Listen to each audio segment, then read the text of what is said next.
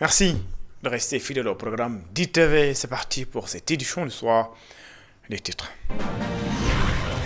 Le Sénégal s'achemine vers l'élaboration d'un projet de pacte de stabilité sociale. Le gouvernement, le patronat et les syndicats travaillent sur un projet pour une stabilité du climat social. Litige foncier à Niack, les coopératives d'habitat du quotidien national Le Soleil et des agents de la police accusent la Socabeg de spoliation foncière et de vouloir s'accaparer de 2,5 hectares.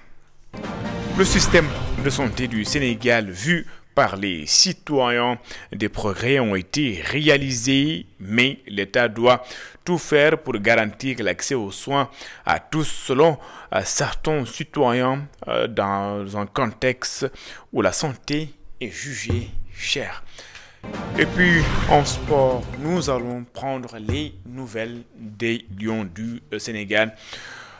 Beaucoup de buts et des passes ce week-end. Voilà pour les titres. Le développement, c'est dans une poignée de secondes.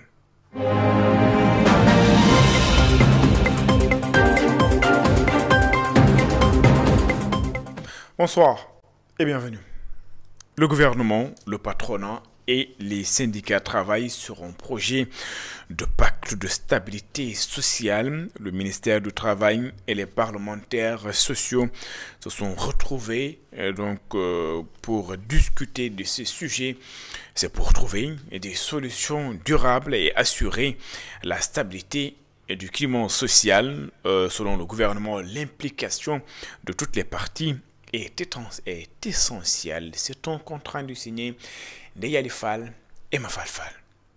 Il s'agit d'un pacte réunissant les employeurs, les syndicats et le gouvernement pour dialoguer et réfléchir ensemble en vue de préserver la paix et la stabilité sociale, selon le ministre du Travail, de l'Emploi et des Relations avec les institutions.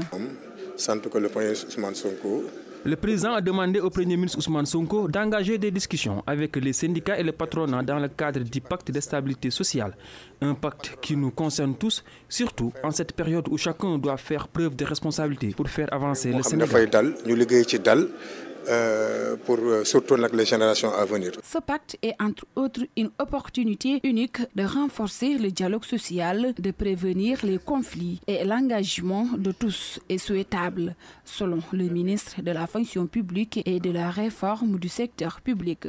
Oui, nous attendons en tout cas l'implication de tout le monde. En tout cas, le gouvernement, pour sa part, s'est déjà engagé et les ministres et les techniciens, en tout cas des différents ministères impliqués, seront engagés à traduire les vœux du président de la République. Mais nous attendons également donc l'implication de toutes les organisations syndicales, les forces vives du Sénégal, à construire ce que nous voulons faire. Parce qu'aujourd'hui, il faut le comprendre que dans le contexte dans lequel nous sommes aujourd'hui, demande nécessairement donc la stabilité pour que nous puissions arriver aux résultats escomptés. Donc vraiment l'implication de tout le monde, l'investissement de chacun de nous tous, en tout cas serait d'un grand apport pour le pacte que nous allons signer. Pour le secrétaire général de la CNTS, Confédération nationale des travailleurs du Sénégal, des solutions sont entendues après les travaux. C'est parce que nous ne sommes pas là pour tricher. Nous devons dire des vérités pour arriver à un pacte accepté par toutes les parties et de s'engager ensemble pour arriver à un pacte de stabilité. Et je pense que la signature de pacte, on l'a dit, ne signifie pas l'arrêt des revendications. Nous sommes conscients d'une chose, c'est que tout ne peut pas être fait en un seul jour. Les préoccupations peuvent être résolues en termes de délai immédiat, sur le très court terme, le court terme et le moyen terme.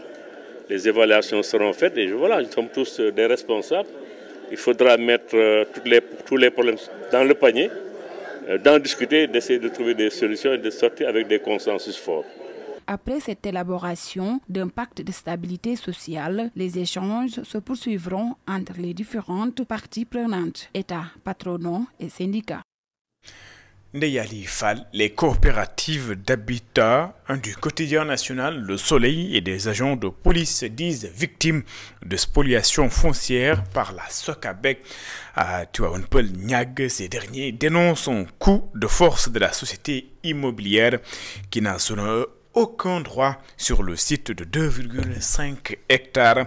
Les membres de ces coopératives interdisent d'ailleurs à la SOCABEC l'accès au site et interpellent les autorités. Babacar Seck. Les coopératives d'habitat du quotidien national Le Soleil, de la police et d'hommes d'église n'ont toujours pas pris possession des terres acquises à Niague. La faute à la SOCABEC qui réclame 3 hectares du site selon les membres des coopératives. Il s'est trouvé que la SOCABEC a voulu nous forcer la main pour récupérer les terres sur la base d'un faux bail. Donc depuis lors, nous sommes en train de faire des démarches. Récemment, au mois de juillet dernier, le procureur a envoyé un soit transmis à la DSCOS nationale qui a transmis le dossier à la DSCOS de Rufisque. Et malheureusement, depuis le mois de juillet, le dossier traîne et nous ne savons pas pourquoi. La DSCOS nous a entendu le vieux Pandour qui nous avait vendu le terrain, a entendu la SOCABEC, mais il restait à retransmettre le dossier au niveau du procureur. Le propriétaire du site affirme n'avoir jamais cédé le terrain à la SOCABEC. C'était un domaine national. C'est le président Abdoulaye Wade qui l'a transformé en titre foncier d'État. Par la suite, la SOCABEC a voulu m'acheter le site car j'avais une délibération de l'ancienne communauté rurale de Sangalkam. Un an après, il n'y a pas eu une réaction de leur part. C'est ensuite que j'ai vendu le terrain à un certain artiste qui a fait le lotissement. C'est après que la SOCABEC est venue réclamer le site. Les coopératives mettent en garde la SOCABEC et alertent les autorités. La SOCABEC ne peut pas se permettre, en tant que société immobilière, de prendre les terres d'honnêtes citoyens qui, au prix de multiples sacrifices, ont décidé un projet de vie. Tout le monde sait ô combien représente une maison pour les familles sénégalaises. Une société qui est là, qui est connue pour faire de la spoliation foncière, avec le soutien de gens véreux, il faut le dire. Donc il faut que ça s'arrête. Les membres des coopératives demandent la remise en place des bornes détruites. Babacar, c'est que la SOCABEC affirme de son côté détenir un bail sur le site en question depuis 2013.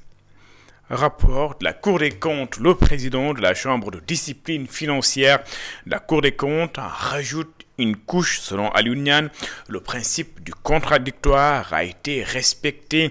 Le rapport également a été signé. Il précise que la Cour ne dépend d'aucun pouvoir et tient d'ailleurs à son indépendance. Aliou Niane est le président de la Chambre de discipline financière de la Cour des comptes. Je vous propose de l'écouter. Il est au micro de Barasson.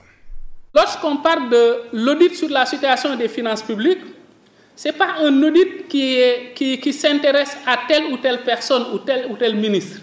Il s'agit pour cet audit de mettre le curseur sur la situation des finances publiques en temps T, tout simplement.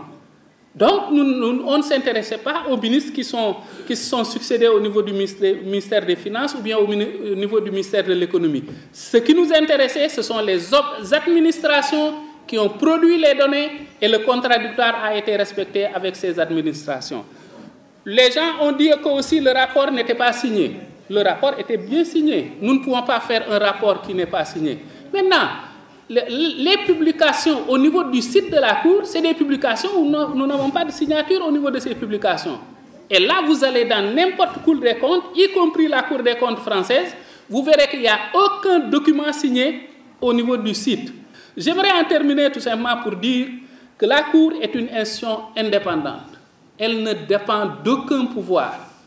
Elle ne dépend d'aucun pouvoir. Nous ne dépendons pas du pouvoir exécutif. Et au niveau de la Cour, nous tenons à notre indépendance. Nous tenons à notre indépendance comme à la prunelle de nos yeux. On ne permettra pas à un seul pouvoir dans ce pays, ici et maintenant, d'hier, de s'impliquer ou de s'immiscer dans le cadre du travail de la Cour des comptes. Ce que nous faisons, nous le faisons parce que nous sommes la sentinelle des finances publiques dans ce pays et nous continuerons à l'être. Un président de la République a failli dissoudre la Cour des comptes à cause de son indépendance. Vous avez vu aussi Tout dernièrement, on a sorti un rapport sur le Covid, ça fait 2-3 ans. Et la levée de bouclier que ça a créé. En tout état de cause, nous le disons de façon très nette, nous sommes un pouvoir au même titre que le pouvoir exécutif, au même titre que le pouvoir législatif. Nous assumerons notre indépendance jusqu'au bout, quel que soit le pouvoir qui serait en place. L'Institut des droits de l'homme et de la paix, de la faculté des sciences juridiques et politiques de l'Université Cheikh Anta Diop de Dakar et le programme pour la promotion de l'état de droit en Afrique réfléchit sur l'impact de la technologie, du numérique et les défis climatiques pour les droits de l'homme.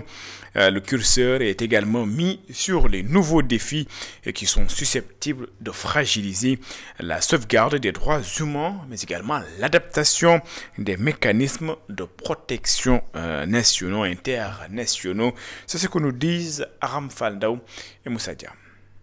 L'avancée des technologies numériques, bien qu'avantageuse pour les sociétés, nécessite un encadrement face aux défis climatiques. C'est ainsi que l'Institut des droits de l'homme et de la paix de la Faculté des sciences juridiques et politiques de l'UCAD, en collaboration avec la Fondation Conrad, a initié un colloque sur les technologies numériques et défis climatiques. On sait aujourd'hui qu'il y a énormément de champs à explorer sur le plan scientifique, mais aussi sur le plan pratique, à travers des décisions qui devraient être prises pour mieux encadrer ces phénomènes, de telle sorte que nous puissions avoir des sociétés qui évoluent avec justement ces phénomènes et faire en sorte que nous puissions en tirer le meilleur profit. Parce qu'il y a énormément, notamment pour ce qui concerne les technologies du numérique, il y a beaucoup d'avantages à tirer pour notre société, pour nos États. Mais il faut aussi que ça soit bien encadré, de telle sorte qu'on puisse limiter autant que possible les externalités négatives. Avec son impact dans l'élaboration des politiques publiques, les technologies peuvent également servir à la préservation de l'environnement, ajoute le professeur. Aucun État ne peut ignorer justement l'impact du numérique sur l'élaboration des politiques publiques. Donc c'est fondamental aujourd'hui que nous puissions nous inscrire dans cette dynamique pour faire en sorte que justement ces technologies du numérique puissent servir au mieux aussi bien les autres segments de la société, la formation, l'éducation, l'exploitation économique, agricole, que justement la préservation de l'environnement.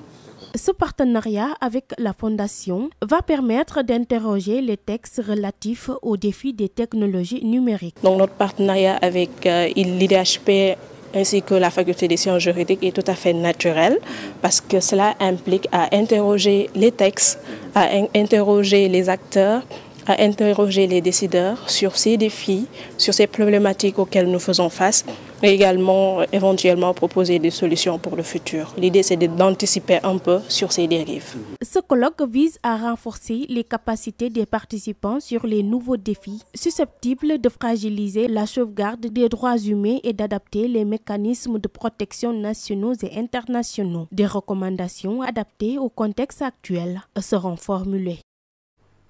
Aram Faldaou, le ministre de l'Urbanisme, des collectivités territoriales et de l'aménagement des territoires, a quant à lui présenté la nouvelle politique aux structures internes. Objectif, faciliter l'accès au logement aux citoyens. Moussa Bala Fofana est le ministre de l'Urbanisme, des collectivités territoriales et de l'aménagement des territoires. Il est interrogé par Babacar Seck.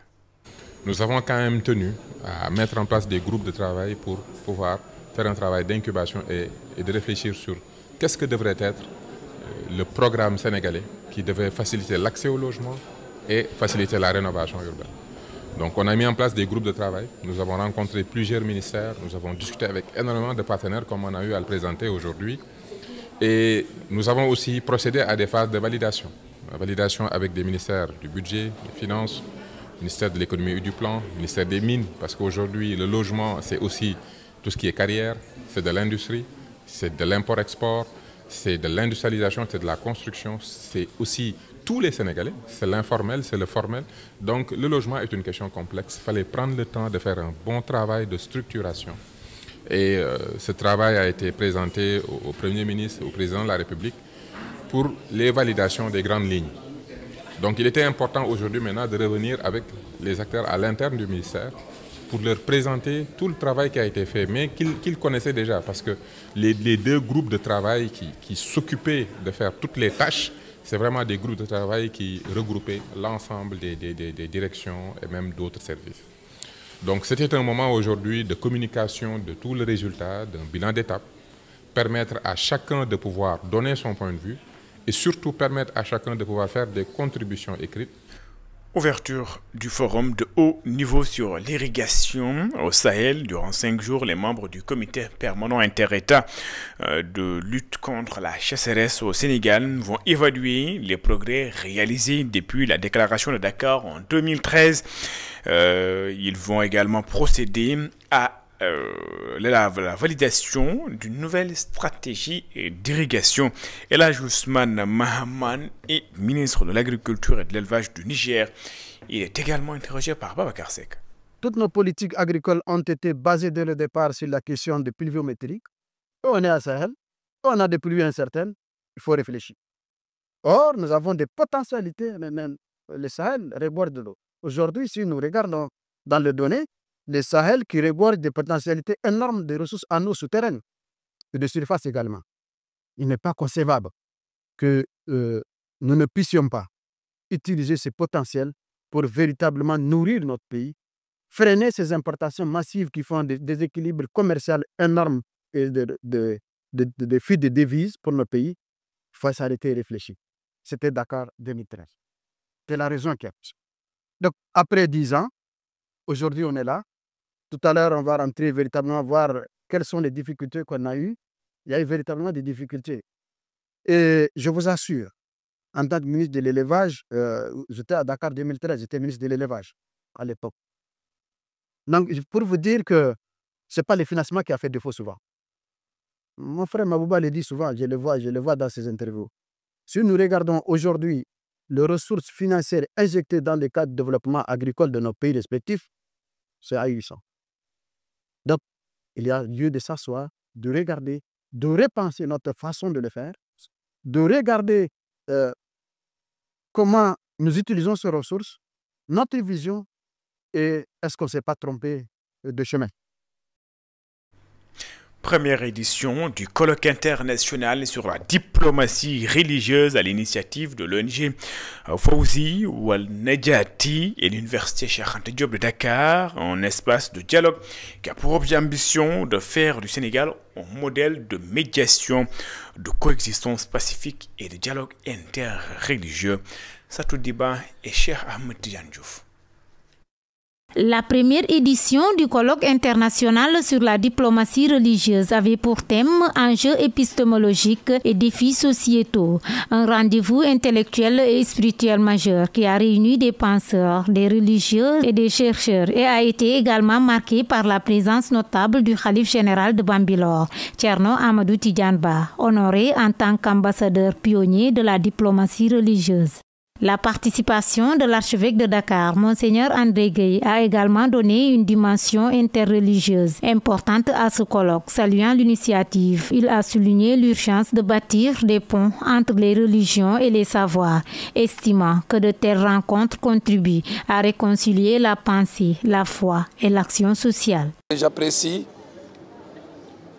la contribution essentielle de la religion, des religions, dans la construction de la fraternité humaine, dans la construction de la paix mondiale.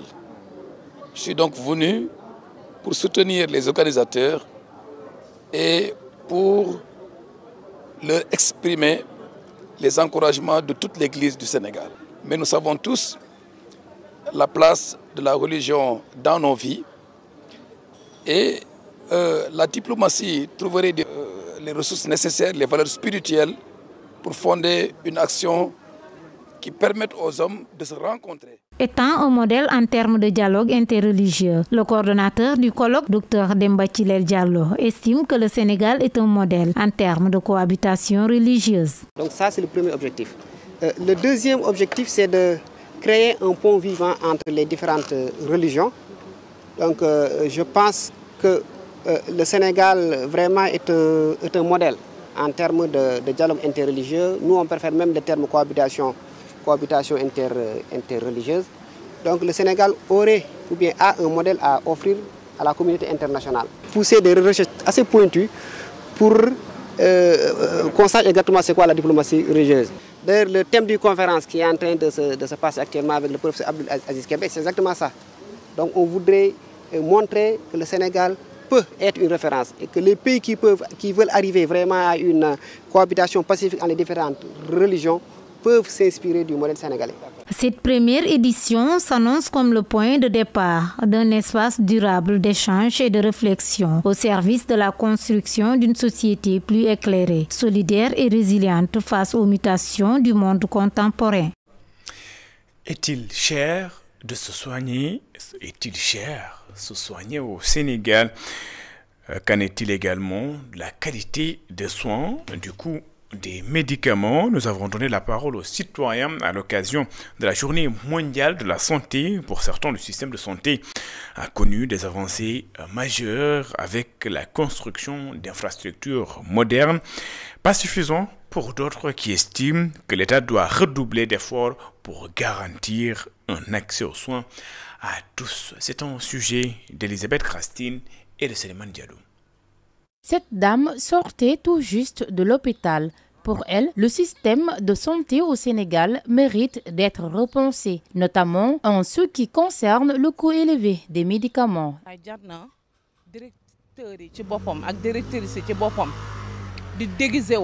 Les directeurs et directrices doivent parfois se faire passer pour des patients afin de mieux surveiller les agents. Il existe des médecins bienveillants, mais certains, au contraire, manquent d'humanité au point de décourager les patients de poursuivre leurs soins. Quant aux médicaments, ils restent très chers. Cet homme reconnaît une amélioration dans la qualité des soins médicaux au Sénégal.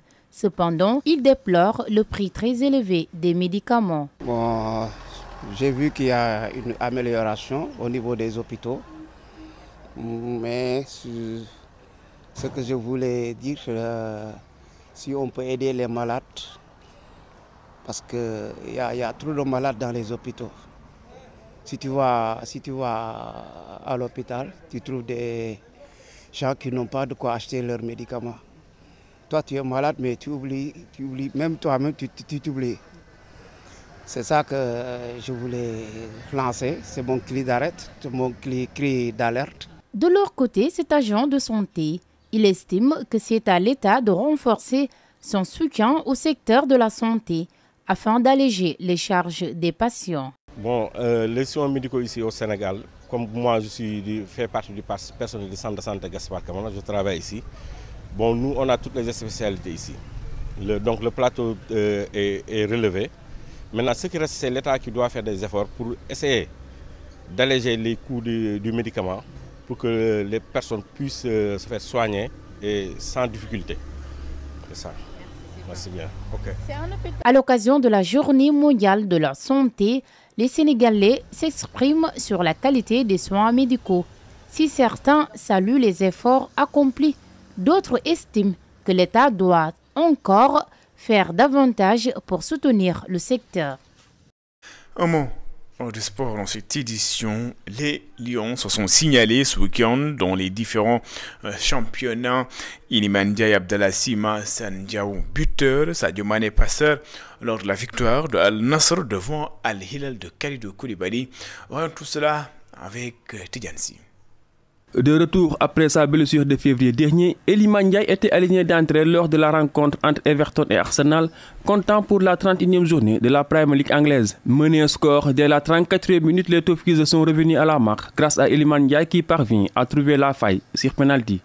À la 59e minute, Iliman Ndiaye compte désormais 7 buts dans l'élite du foot anglais. En France, pour le match comptant de la 28e journée Brest-Abdoulaye Sima, Ed Abdoulaye Niakhaté Ndiaye faisait face à Monaco de Lamine Camara. Les Brestois ont pris les devants à la 42e minute sur une réalisation d'Abdoulaye Sima qui inscrit ainsi son 5e but en Ligue 1. En grande forme depuis son arrivée à Com, cet hiver, Hassan Diao a encore frappé à l'occasion de la 31e journée de la Serie A italienne. L'attaquant de 19 ans a d'abord offert une passe décisive sur l'égalisation de Jonathan Ikone. L'ancien joueur de Betis Séville a par la suite donné l'avantage aux siens en marquant à la 39e minute. Arrivé en Italie lors de la deuxième partie de la saison, Hassan Diao a déjà porté son total de buts à 6 réalisations. Il n'est qu'à une unité de Boulaïdia, buteur lors des 2 matchs en Coupe de Serbie. Chérif Ndiaye récidivé en marquant cette fois-ci en championnat grâce à son 21e but de la saison.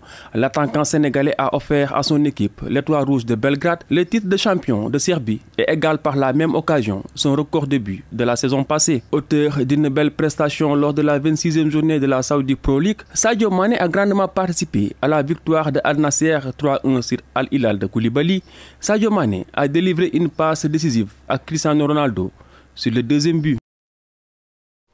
Tidiane, si le Sénégal qui joue en ce moment, l'équipe du Sénégal U17 qui fait face en ce moment donc à la Somalie, les Lions mènent 1-0 devant la Somalie. Nous jouons la 62e minute Sénégal-Somalie, donc 1-0. L'équipe nationale du Sénégal obligée de gagner pour pouvoir d'abord se qualifier en quart de finale et également se qualifier en Coupe du Monde. De l'autre côté, c'est la Tunisie, retenez bien, qui mène 2-1 devant la Gambie qui compte 3 points et la Somalie risque d'être éliminée. Sénégal et Tunisie donc pourront se qualifier, mais les Lions devront encore marquer plus de buts pour filer en quart de finale et finir donc premier de ce groupe. Mais pour l'heure, c'est bien sûr la Tunisie et qui est devant le Sénégal avec la même égalité de points, 7 points, mais avec une différence de but, plus 4 pour la Tunisie et plus 2 pour le Sénégal. Du temps, il en reste encore pour nos Lionceaux pour pouvoir corser l'addition face à la Somalie. C'est la fin de cette édition. Merci de l'avoir suivi. Excellente suite de programme sur les antennes d'ITV. Au revoir.